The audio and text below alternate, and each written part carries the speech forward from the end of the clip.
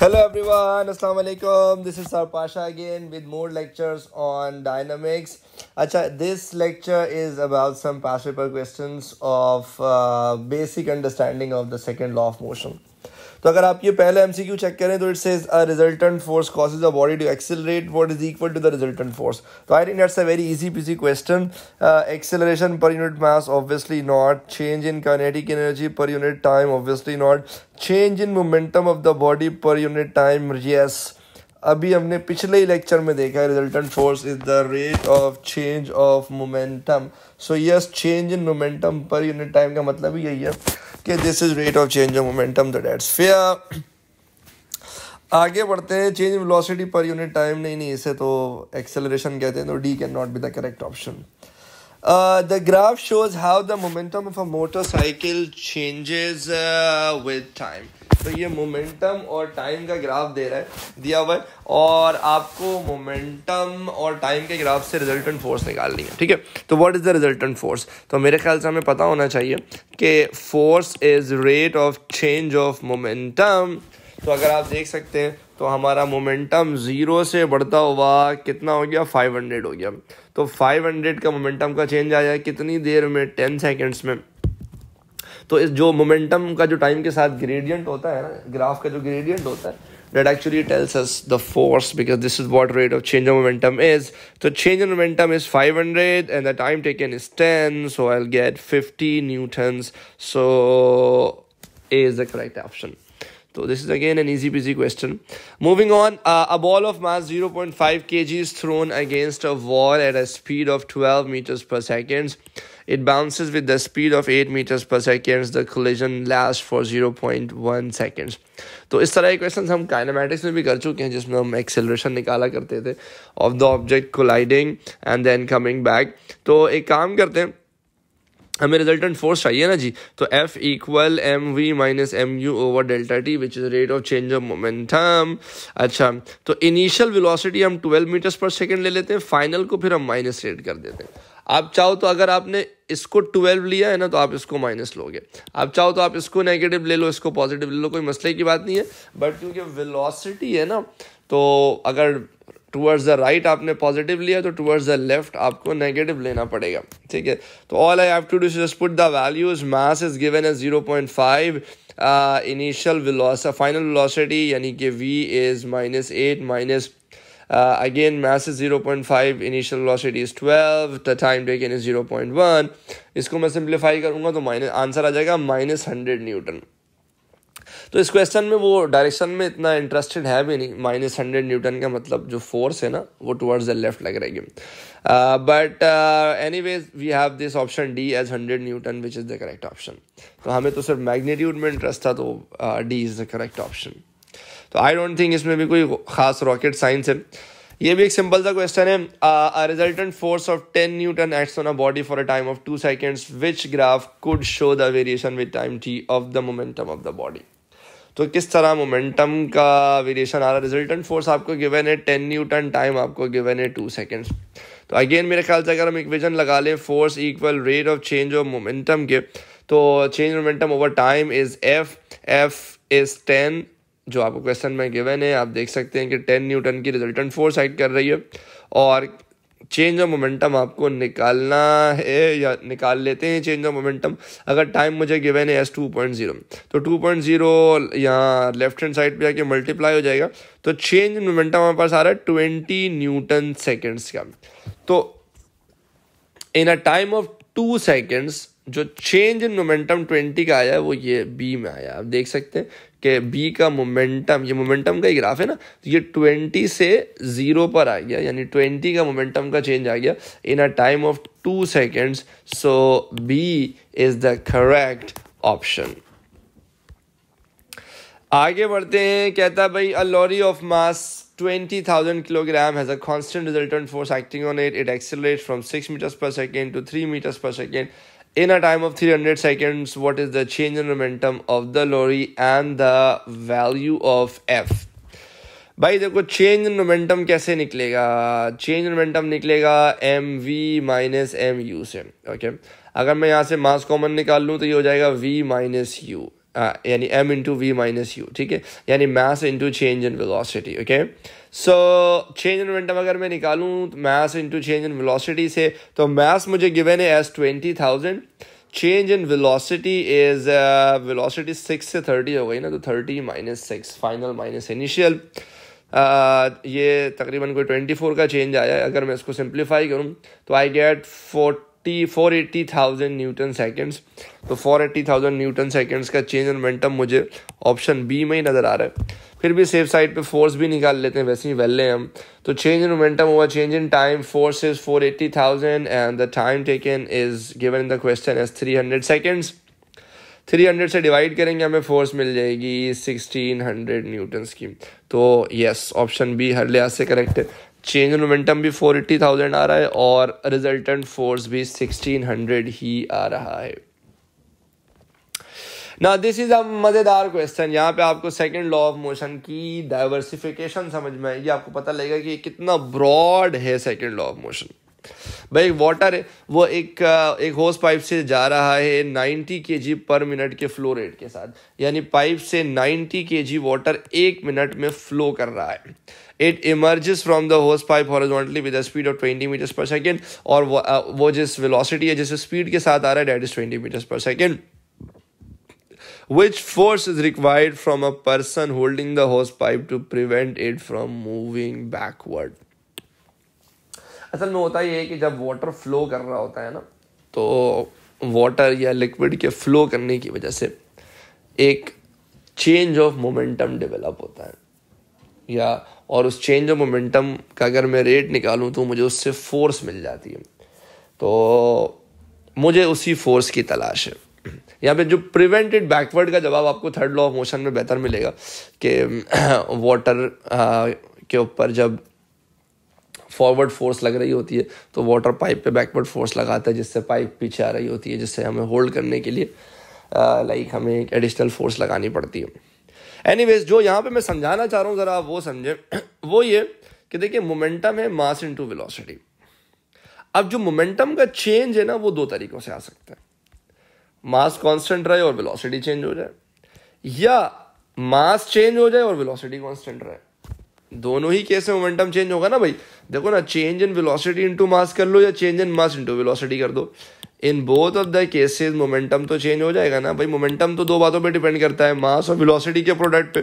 तो इनमें से कोई एक भी चीज चेंज होगी तो इवेंचुअली मोमेंटम चेंज हो जाएगा। तो अब यहाँ पे जरा एक चीज समझिएगा, आपने पढ़ा है force is equals to rate of change of momentum, ठीक है। अब यहाँ पे दो बातें हो सकती हैं, force mass into change in velocity over change in time, जो आप बचपन से पढ़ते आ रहे हैं, which is F equal m में, और अभी तक हमने पिछले क्वेश्चंस में इसी को ज़्यादा इस्तेमाल किया है। लेकिन बिल्कुल इसी तरह से फोर्स की एक इक्वेशन ये भी बन सकती है, जिसको हम कहते हैं मास फ्लो रेट इनटू वेलोसिटी। देखिए है ये वही, ये भी चेंज इन मोमेंटम है और ये भी चेंज इन मोमेंटम है। यहाँ भी टाइम से डिवाइड कर दिया, यहाँ भी टाइम से डिवाइड कर दिया, दोनों ही rate of change of momentum है। लेकिन यहाँ पर मास कांस्टेंट है, जो नॉर्मल रिजिड बॉडीज होती हैं, और उनकी वेलोसिटी चेंज होती है, जिसकी वजह से मोमेंटम का चेंज डेवलप होता है। यहाँ पे वेलोसिटी कांस्टेंट आप देख सकते हैं 20 मीटर्स पर सेकेंड की वेलोसिटी से आ रहा है। क्या चेंज हो रहा है? मास चेंज हो रहा है भाई, मास फ्लो कर रहा है, 90 kg मास निकल रहा है हर मिनट में। तो आपको ना यहाँ पर जब कहा जाए ना 90 kg पर मिनट, तो टेक्निकली उन्होंने आपको दिया हुआ है mass flow rate 90 kg per minute, mass नहीं दिया हुआ। 90 kg पर मिनट का क्या मतलब है कि मास कितना फ्लो कर रहा है पर यूनिट टाइम, तो that is delta m upon delta T.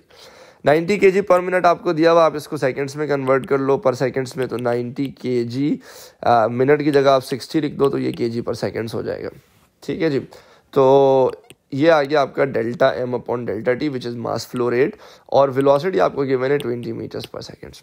तो आप क्या करो, आप ये इक्वेशन यूज़ करो, F equal delta m over delta t into v. तो मास फ्लो रेट की जगह आप क्या लिख दो, 90/60, जो आपने अभी अभी निकाला, देख रहे हो ना आप, ये आपने मास फ्लो रेट निकाला ना 90/60, तो यहाँ पे मास फ्लो रेट की जगह यानी delta m over delta t की जगह आप 90/60 लिख दें, और वेलोसिटी आपको गिवन है S20, तो आप इस वेलोसिटी की जगह 20 लिख दो। इसको आप सिंप्लीफाई करेंगे, आपका आंसर आएगा 30 newton. A is the correct option. तो हमेशा एफ इक्वल एम में नहीं लगता, हमेशा m into change in velocity over change in time नहीं लगता। कभी कभी change in mass over delta t, यानी मास फ्लो रेट को अगर आप वेलोसिटी से मल्टीप्लाई कर दें तब भी आपको रिजल्टेंट फोर्स ही मिल जाएगी। तो अब आपको थोड़ा बहुत समझ में आ रहा होगा, ये वो चीज़ें जो आप ओ लेवल से बिल्कुल भी नहीं पढ़ते थे, उसकी वजह यही थी कि वहाँ पर हम बस एफ इक्वल एम में लगाते थे। वो एक बहुत लिमिटेड एप्लीकेशन है। Second law of motion is way too broad, so this is how you can use second law of motion. एक और क्वेश्चन देखते हैं। एक ब्लॉक है जी 0.6 kg का, एक रफ हॉरिजॉन्टल सरफेस पे मूव कर रहा है, 12 न्यूटन फोर्स अप्लाई कर रहे हैं और ये एक्सेलरेट कर रहा है 4 मीटर्स पर सेकेंड स्क्वायर से। What is the magnitude of frictional force? देखिए, अगर ऑब्जेक्ट आगे की तरफ एक्सेलरेट कर रहा है तो फ्रिक्शन ऑब्जेक्ट की मोशन को अपोज करती है, तो फ्रिक्शन ऑपोजिट डायरेक्शन में एक्ट कर रही होगी। ठीक है जी, तो लेट्स से ऑपोजिट डायरेक्शन में फ्रिक्शन है एफ। अब मुझे पता है रिजल्टेंट फोर्स बराबर है एम ए के, ठीक है ना। रिजल्टेंट फोर्स कैसे निकलेगी? 12 माइनस एफ के। When ever I have two forces acting in opposite direction में, मैं उन दो फोर्सेस को सब्ट्रैक्ट कर दूंगा। तो फॉरवर्ड फोर्स है 12, बैकवर्ड फोर्स है एफ, तो ये हो गया 12 माइनस एफ। रिजल्टेंट फोर्स हमारी माँ है, resultant force is equals to M A, that's 12 minus F. Mass मुझे क्वेश्चन में गिवन है एज 0.60, एक्सेलरेशन आपके सामने है 0.40, sorry 4.0, 12 minus F as it is. यहाँ से मैं सिंप्लीफाई करूँगा, मुझे फ्रिक्शन की वैल्यू मिल जाएगी as 9.6 newtons. So D is the correct option for this question. तो again this is an easy PG question. मेरे ख्याल से इस तरह क्वेश्चन तो ओ लेवल्स में भी आता है, बट बहरहाल this is some of the question that I have extracted from A levels past papers. ये कंपैरेटिवली इजी क्वेश्चन है, but to get started I think these are the good questions to keep you motivated.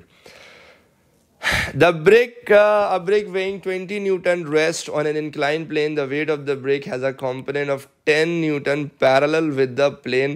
The brick also experiences a frictional force of 40 Newton. तो भाई वो force जो down the inclined plane act कर रही है वो 10 Newton है, जो अप द इंक्लाइंड प्लेन है वो 4 न्यूटन है। कहता है एक्सेलरेशन निकाल दो, assuming that the acceleration of free fall is 10 metres per second. अच्छा जी, आपको ब्लॉक का ना वेट दिया हुआ है, तो मेरे ख्याल से अगर आपको रिजल्टेंट फोर्स की इक्वेशन बनानी पड़ जाए तो रिजल्टेंट फोर्स क्या है? दो फोर्सेस ऑपोजिट डायरेक्शन में ना, 10 डाउन द प्लेन है और इंक्लाइंड प्लेन है और 4 अप द इंक्लाइंड प्लेन है। तो आप इन दोनों को सब्ट्रैक्ट कर दो तो ये रिजल्टेंट फोर्स आ जाएगा। अच्छा, वो जो कि एम ए के बराबर होगा। वैसे W बराबर है mg के, वेट हमारे पास 20 न्यूटन गिवन है, जी इसने खुद का है 10 अज्यूम करने, तो मास आ गया 2 kg। ठीक है, तो रिजल्टेंट फोर्स हो गई 10 माइनस 4, ऑपोजिट डायरेक्शन है, एक डाउन द इंक्लाइंड प्लेन एक अप द इंक्लाइंड प्लेन, मैंने सब्ट्रैक्ट कर दिया, मास मैंने निकाल लिया है 2 kg, एक्सेलरेशन निकालना है, तो एक्सेलरेशन आ रही है 3 metres per second square. So C is the correct option. सही है। ये बड़े मज़े का सवाल है, ये बड़े मज़े का सवाल है और थोड़ा सा इसको समझने की कोशिश करते हैं। एक बॉल है जो कि आके स्ट्राइक करती है एक हॉरिजॉन्टल सरफेस पर और उसका जो मोमेंटम है वो है पी। ठीक है, और ये इस पर्टिकुलर एंगल थीटा पे आके स्ट्राइक करती है और इसी एंगल थीटा के साथ वापस चली जाती है। तो कहता है कि भाई आप बता दो कि the time of contact is T, कितना एवरेज रिजल्टेंट फोर्स है जो कि ऑब्जेक्ट पर एक्ट कर रहा है। तो रिजल्टेंट फोर्स बराबर होता है rate of change of momentum के। अच्छा, अब लेकिन क्योंकि मोमेंटम वेक्टर है ना भाई, हम इसके कंपोनेंट तो बना सकते हैं ना।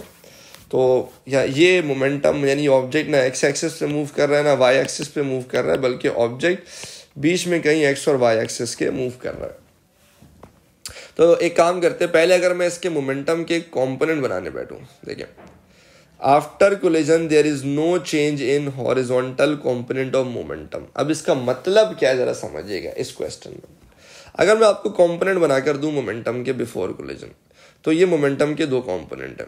ठीक है, अगर आपका ये वाला एंगल थीटा है तो ये एंगल भी थीटा होगा।